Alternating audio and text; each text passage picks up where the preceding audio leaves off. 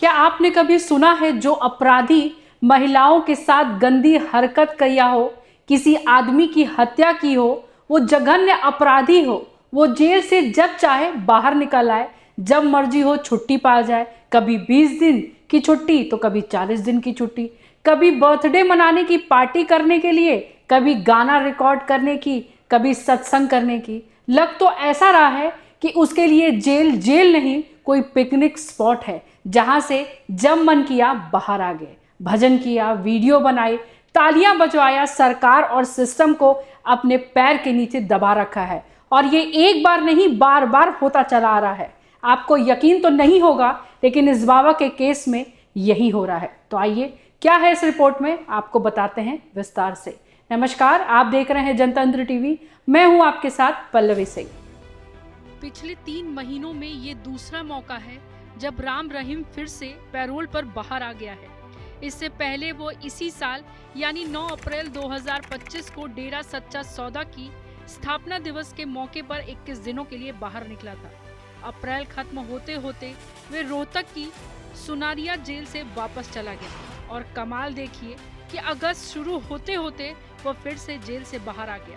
सच में इतनी जल्दी जल्दी तो लोगों को अपनी अपनी नौकरियों की भी छूट नहीं मिलती जितनी जल्दी जल्दी राम रहीम पैरोल ले लेता है।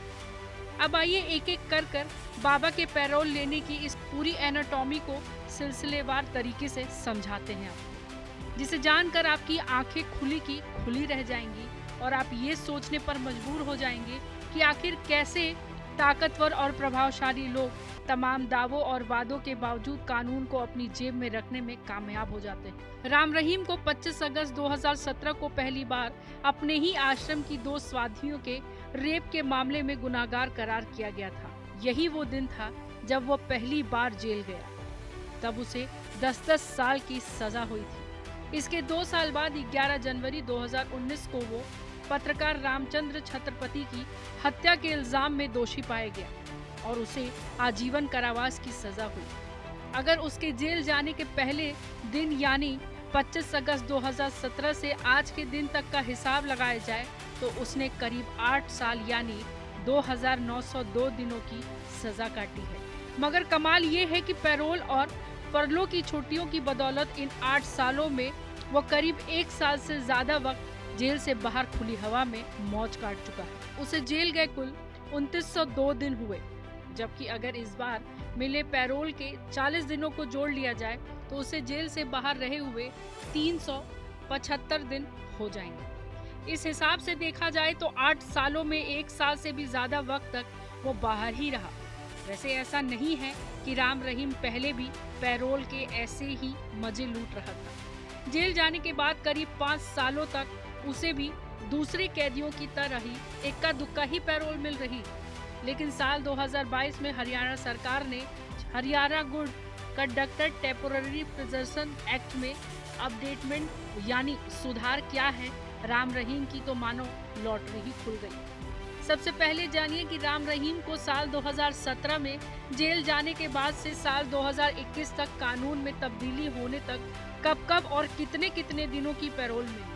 फिर आपको बताएंगे कि कानून बदलने के बाद कैसे राम रहीम के लिए पैरोल की बाढ़ सी आ गई। 20 अक्टूबर 2020 मां से मिलने के लिए 1 दिन की पैरोल।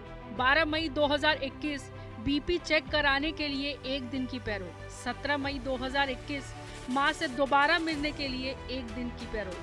3 जून 2021 पेट दर्द उठा तो 7 दिन की पैरोल। 13 जुलाई 2021 एम्स में दिखाने के लिए पैरोल। जबकि साल 2022 में हरियाणा सरकार ने अपने पैरोल संबंधी कानून में बदलाव कर दिया। इसके बाद राम रहीम की तो मानो निकल पड़ी। वह हर साल बिना नागा किश्तों में पूरे 91 दिनों की पैरोल और फरलो के मजे लेने लगा। इस सिलसिले की शुरुआत 7 फरवरी 2022 से हुई। तब से अब तक फिर से 40 दिन की पैरोल मिली। इस सारे दिन का हिसाब लगा लिया जाए तो हर साल वो विदाउट फेल 91 दिनों की पैरोल लेता जा रहा है। वो इसी देश में आजीवन कारावास की सजा काट रहे हैं। 75,629 आजीवन कारावास के कैदियों में से ज्यादातर के लिए एक ख्वाब ही है। अकेले हरियाणा में आजीवन कारावास की सजा काट रहे 2,824 कैदी हैं। लेकिन ज़्यादातर के लिए इतना पैरोल और फरलो आज भी एक ख्वाब ही है। ये और बात है कि हरियाणा सरकार ने कोर्ट में ये बताया है कि कानून की तब्दीली का फायदा राम रहीम की तरह बाकी के कैदी भी उठा रहे हैं। वैसे खुद राम रहीम के पैरोल पर उसके वकील क्या कहते हैं, आइए आपको बताते हैं। वैसे विल्किंस बानो केस को छोड़ दें तो पैरोल पर बाहर रहने का बाबा राम रहीम का रिकॉर्ड की अब तक का सबसे बड़ा माना जा सकता है। दिसंबर 2022 में सुप्रीम कोर्ट में विल्किंस बानो की ओर से दिए गए एक हलफनामे में ये बताया गया था कि उसके गुनहगार 11 लोगों में से 10 लोग सजा पाने के बाद 1000 दिन का पैरोल और फरलो ले चुके हैं। इसके अलावा पैरोल और फरलो को लेकर जिन कैदियों की चर्चा होती रही उनमें फिल्म स्टार संजय दत्त और कांग्रेस नेता विनोद शर्मा के बेटे मनु शर्मा का भी नाम शामिल है। देश की अलग अलग जेलों में बंद मौजूदा या पहले का कोई भी दूसरा ऐसा कैदी नहीं है जिसे इतने कम वक्त में पैरोल और फरलो के नाम से इतनी लंबी छुट्टी दी गई है। राम रहीम से पहले फिल्म स्टार संजय दत्त को भी फरलो या पैरोल पर रिहाई को लेकर सवाल उठे थे। अपनी पूरी सजा के दौरान संजय दत्त ने फिर भी 160 दिन की ही पैरोल या फरलो की आज़ादी हासिल कर चुके थे। संजय दत्त की इस आज़ादी को लेकर जब मीडिया में शोर उठा तो बाद में पैरोल या फरलो के नाम पर उनकी आज़ादी पर ब्रेक लगा दी गई। दिल्ली के चर्चित जेसिका लाल मर्डर केस के मुजरिम मनु शर्मा को भी अपने वक्त में पैरोल और फरलो पर बार बार रिहाई देने को लेकर सवाल उठे थे।